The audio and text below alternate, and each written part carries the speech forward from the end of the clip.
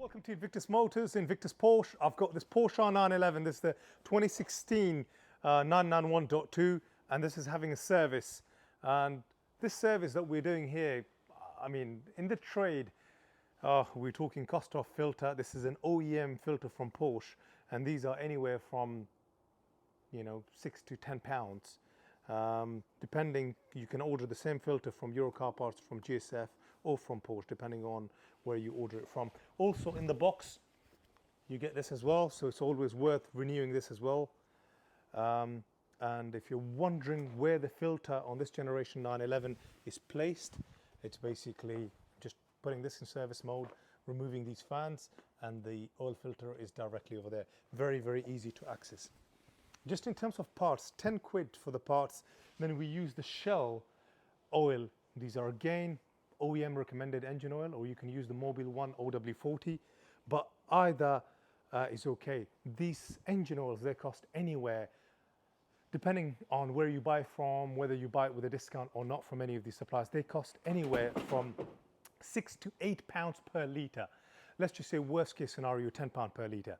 So you use £80 worth of engine oil, £10 worth of a filter, but Porsche will charge you £950 to do the equivalent of an oil and a filter change. How is something in the trade like costing us 90 quid, parts and labor, and Porsche charging £900? A good specialist would charge you anywhere from £250 to £350, including the oil, the filters, the labor, them cleaning your drains, and ultimately giving your vehicle a comprehensive once-over, resetting the light, all the usual things that a good independent should do for you as common good practice. But again, how does Porsche justify charging you triple an independent? And that £950 doesn't sometimes include your drains, and they will add other extra things to that. And ultimately, you're walking away having an oil filter change, drains checked, this checked, that checked.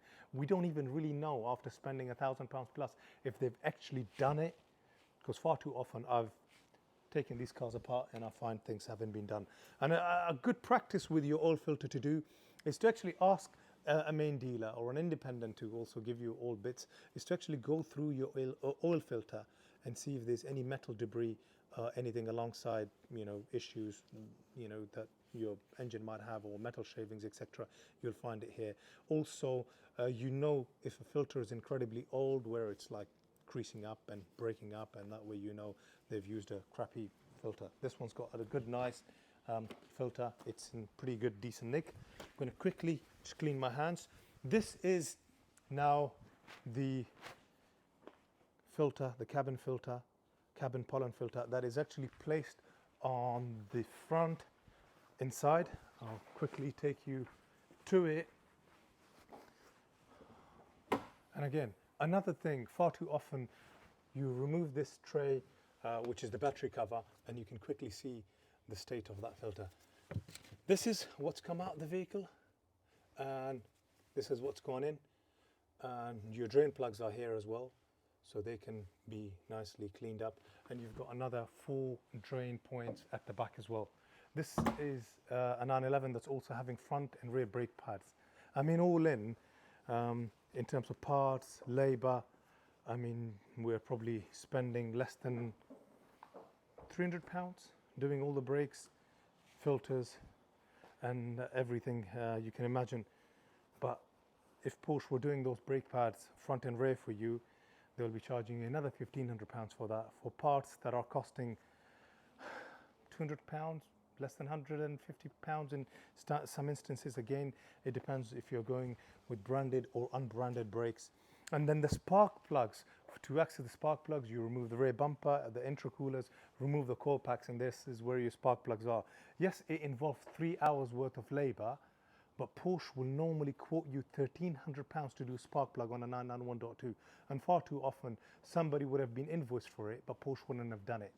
Or when it's done, we see a lot of broken pipes and clippings and just things all over the place. Again, why can't they be bothered as a main dealer to take a little bit more pride in doing a proper job, or getting properly trained techs to actually do this? And I'm not applying this across the board, but these are franchises that unfortunately the customer is just a bit of a cash cow rather than, you know, put a bit of love and care in looking after that customer. In this next little segment, what I've got, you know, when you take your Porsche over to the main dealer, and actually let's just go near the wheel so I can properly explain it. What they will do is knock you down for putting down your brakes as amber or red. This is a brand new brake pad right there. And just to give you an idea, you see this chunk over here? You could see how much life is left in here. So this still would say 20 to 30% life remaining. So another half a year. So from factory, these cars are designed with a tolerance that slightly early on, it will trigger the sensor that your brake pads needs doing. But even when these brake pads have got 40, in some instances 50% life remaining, like half of its life remaining, Porsche would recommend them to be replaced either on an amber or a red. And this is the quick comparison. And again, the trouble with Porsche main dealers is that they're not going to show you these little differences. Again, a good independent would actually bother to be honest and clear cut with you. Again, this is where the sensor is being triggered, as you can see, literally according to the sensor. But Porsche, even when your car hasn't had that sensor triggered, Porsche would say, hey, you know, you should replace your brakes. It's going to cost you £600-700 for the front, £600-700 for the rear. But yeah, that's just, and we were able to do that side of the brake pads maybe in less than 45 minutes. This side is being done, and then onto the rear ones. And just to quickly show you the condition of the disc. This has got quite a bit of life remaining. Literally, there's barely anything in terms of the lip.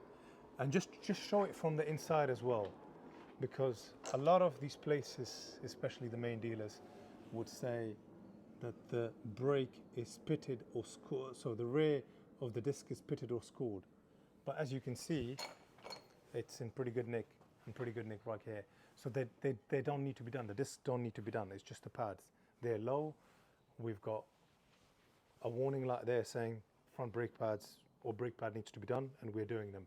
But why are main dealers recommending them to be done even though they're not being triggered, even though they're quite sensitive and they get triggered when they have 20 to 30% of life remaining?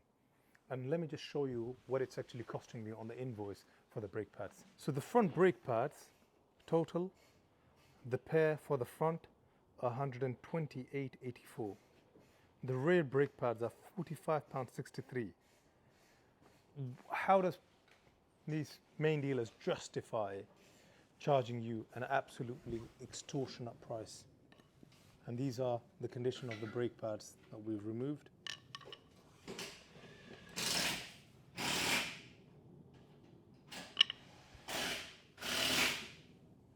Yes, it's obviously triggered the sensor, but there's still some meat on the bone.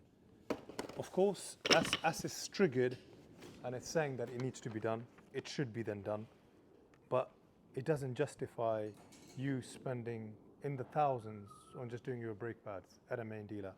Again, a good independent would be doing this for 250 quid or maybe 200 pounds. And there's enough meat on the bone in terms of part, labor, time to kind of still make a profit. So, and if you're wondering earlier when I was saying the oil filter element, £15.40, and that's for the Porsche man filter, cabin filter. The carbon is 46.30. The cabin filter, which is the outside one, £9.25. The spark plugs, all six spark plugs, sorry, are 64.54.